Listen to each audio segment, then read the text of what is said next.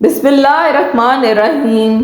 ناظرین، رسول اللہ صلی اللہ علیہ وآلہ وسلم کئی راتیں بھوک کی حالت میں گزار دیتے اور آپ صلی اللہ علیہ وآلہ وسلم کی ازواج کو رات کا کھانا نصیب نہ ہوتا، اور اکثر و بیشتر ان کی روٹی جو کی ہوا کرتی تھی۔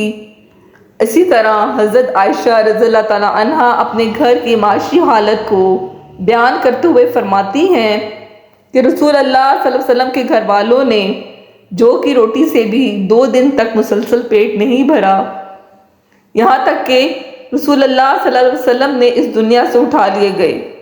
حضرت عائشہ رضی اللہ تعالیٰ فرماتی ہیں، ہم اہل بیت نبوت اس طرح گزارا کرتے تھے کہ کبھی کبھی لگاتار 3 چاند دیکھ لیتے، یعنی کامل 2 مہینے گزر جاتے، اور حضور صلی اللہ علیہ وسلم کے گھروں میں چولہا گرم نہ ہوتا۔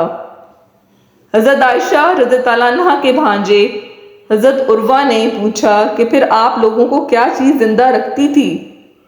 حضرت عائشہ رضی اللہ تعالیٰ نے جواب دیا کہ بس کھجور کے دانے اور پانی۔ البتہ رسول اللہ صلی اللہ علیہ وسلم کے بعض انصاری پڑوسی کے پاس دودھ دینے والی جانور تھے، وہ آپ کے لیے بطور ہدیہ دودھ بھیجا کرتے تھے، اور اس میں سے آپ ہم کو بھی دیا کرتے تھے۔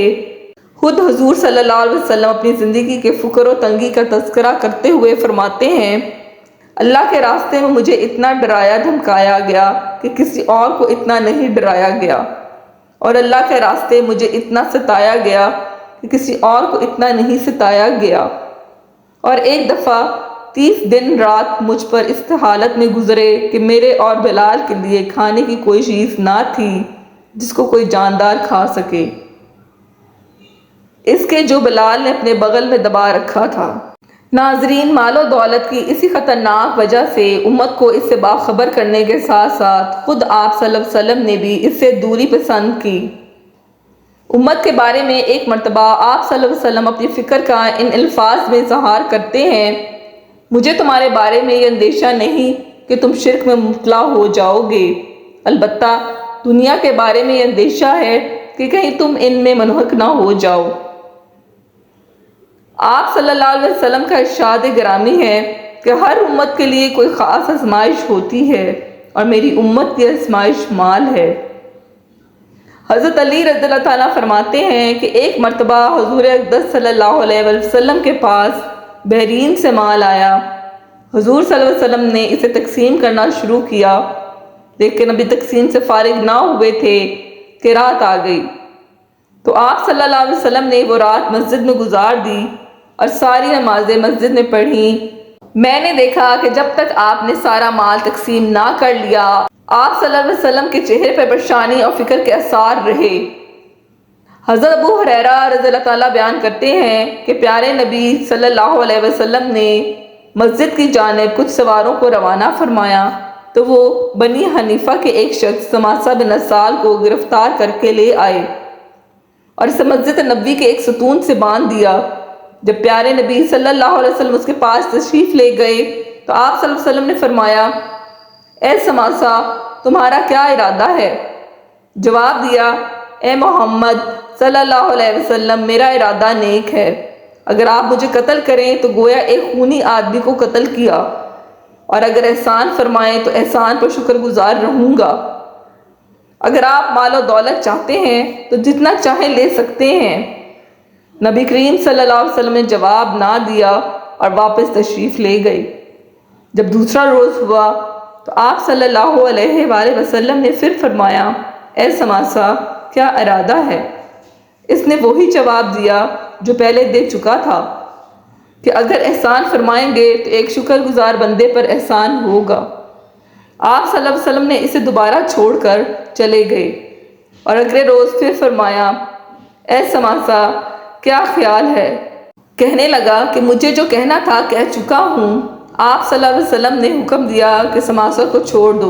سماسہ نبی کریم صلی اللہ علیہ وآلہ وسلم کے اس حسن اخلاق سے اتنا متاثر ہوا کہ وہاں سے چلا اور مسجد کے قریب ایک باغ میں جا کر غسل کر کے مسجد نبوی میں آیا اور کلمہ پڑھ کر مسلمان ہو گیا، اور کہنے لگا، میں گواہی دیتا ہوں کہ اللہ تعالیٰ کے سوا کوئی عبادت کے لائق نہیں، اور محمد صلی اللہ علیہ وسلم اللہ کے سچے رسول ہیں۔ اے محمد، خدا کی قسم مجھے روئے زمین پر کسی سے اتنی نفرت نہیں تھی جتنی آپ سے تھی، لیکن آج مجھے آپ کا چہرہ سب چہروں سے زیادہ محبوب ہو گیا ہے۔ خدا کی قسم آپ کے اسلام سے زیادہ مجھے کوئی دین ناپسند نہ تھا، لیکن آج میرے لیے آپ کا دین تمام ادیان سے زیادہ پیارا ہو گیا ہے۔ خدا کی قسم مجھے آپ کے شہر سے زیادہ ہمارا پسندیدہ شہر کوئی نہ تھا، لیکن آج میری نظروں میں آپ کا شہر تمام شہروں سے زیادہ پیارا ہے۔ آپ کے سواروں نے مجھے گرفتار کر لیا، حالانکہ میں عمرہ کے ارادے سے جا رہا تھا۔ اب اس بارے میں آپ کیا حکم کرتے ہیں؟ حضور صلی اللہ علیہ وسلم نے اسے بشارت دی اور فرمایا کہ وہ عمرہ کرے۔ جب وہ مکہ مکرمہ پہنچا تو کسی نے اس سے کہا، کیا تم بے دین ہو گئے ہو؟ جواب دیا، نہیں، بلکہ میں تو محمد مصطفیٰ صلی اللہ علیہ وآلہ وسلم کے دست اقدس پر مسلمان ہو گیا ہوں۔ خدا کی قسم اب تمہارے پاس پیارے نبی صلی اللہ علیہ وسلم کی اجازت کے بغیر میرے شہر یمامہ سے گہیوں کا ایک دانہ بھی نہیں پہنچے گا۔ حضرت جابر بن عبداللہ رضی اللہ تعالیٰ فرماتے ہیں کہ ایک دفعہ ہم نے پیارے نبی کریم صلی اللہ علیہ وسلم کے ہمراہ مسجد کی جانب سفر جہاد کیا۔ پھر پیارے نبی صلی اللہ علیہ وسلم اور ہم بڑی کانٹے دار درختوں والی وادی میں ٹھہرے۔ آپ صلی اللہ علیہ وسلم ایک درخت کے نیچے جلوہ افروز ہوئے اور اپنی تلوار اس درخت کی ایک شاخ کے ساتھ لٹکا دی۔ باقی صحابہ آرام کی غرض سے دوسرے درختوں کے سائے میں ادھر ادھر بکھر گئے۔ پھر جب صحابہ رسول اللہ صلی اللہ علیہ وسلم کے پاس آئے تو حضور نبی کرم صلی اللہ علیہ وسلم نے فرمایا کہ جب میں سو رہا تھا تو میرے پاس ایک شخص آیا اور اس نے تلوار اٹھا لی۔ جب میں بیدار ہوا تو دیکھا کہ وہ شخص میرے سر پر کھڑا تھا۔ میں نے دیکھا کہ وہ شخص ہاتھ میں سونتی ہوئی تلوار لے کر کھڑا ہے۔ اس نے مجھ سے پوچھا، اے محمد، اب آپ کو مجھ سے کون بچائے گا؟ میں نے جواب دیا، اللہ۔ پھر اس نے دوسری مرتبہ کہا، آپ کو مجھ سے کون بچائے گا؟ میں نے کہا، اللہ۔ یہ سن کر وہ خوف زدہ ہوا اور تلوار نیچے گرا دی۔ سو وہ شخص یہ بیٹھا ہے۔ پھر آپ صلی اللہ علیہ وسلم نے اس سے انتقام بھی نہیں لیا۔